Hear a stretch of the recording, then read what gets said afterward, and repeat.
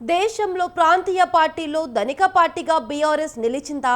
ఏడాది నుంచి ప్రతిపక్షంలో కొనసాగుతున్నా ఇంకా టాప్ ప్లేస్లోనే కొనసాగుతుందా? గులాబీ పార్టీ ఆస్తులపై జాతీయ స్థాయిలో తీవ్రంగా చర్చ జరుగుతుందా అంటే అన్నింటికీ అవుననే సమాధానం వినిపిస్తోంది. అంతేకాదు కేంద్ర ఎన్నికల సంఘం నిర్వహించిన ఆడిట్ రిపోర్ట్లోనూ ఇదే అంశం తేలింది.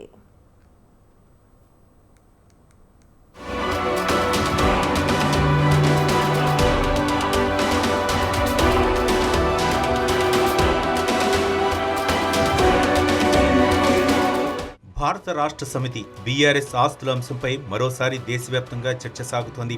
ఇటీవలే కేంద్ర ఎన్నికల సంఘం విడుదల చేసిన రాష్ట్రాల వార్షిక ఆడిట్ రిపోర్ట్లోనూ ఇదే అంశం బయటకు వచ్చింది.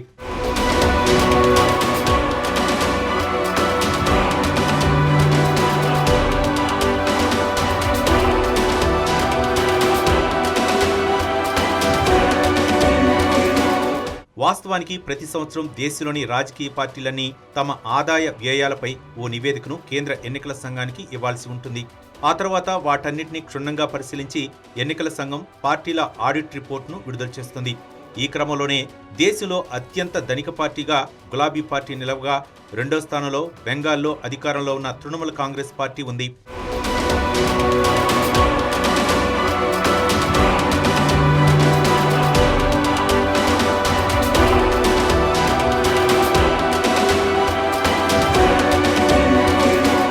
కేంద్ర ఎన్నికల సంఘం ప్రకటించిన ఆడిట్ రిపోర్టు ప్రకారం ప్రస్తుతం తెలంగాణలో ప్రతిపక్షంలో ఉన్న బీఆర్ఎస్ ఆస్తులు 1618 కోట్లుగా ఉంది.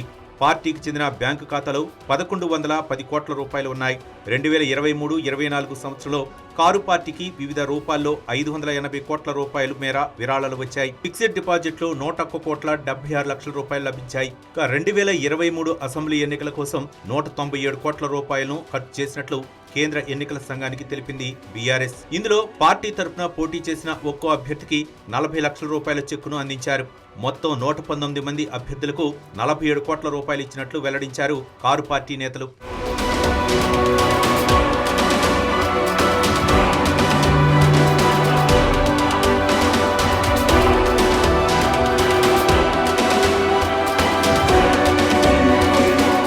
అసెంబ్లీ ఎన్నికల సమయంలో బీఆర్ఎస్ బహిరంగ సభలు, ప్రకటనలు, ఇతర ప్రచారానికి 147 కోట్ల రూపాయలను ఖర్చు చేసింది. ఢిల్లీ, మధ్యప్రదేశ్, మహారాష్ట్రలో ఆఫీసుల నిర్వహణకు కొన్ని కోట్ల రూపాయలను వెచ్చించింది. ఢిల్లీలో పార్టీ ఆఫీస్ నిర్మాణానికి 15 కోట్ల రూపాయలు, కోకాపేటలో 11 ఎకరాల భూమికి 7 కోట్ల రూపాయలు, జిల్లాల్లో పార్టీ కార్యాలయాల కోసం 25 కోట్ల రూపాయలకు పైగా ఖర్చు చేసినట్లు తెలిపింది గులాబీ పార్టీ.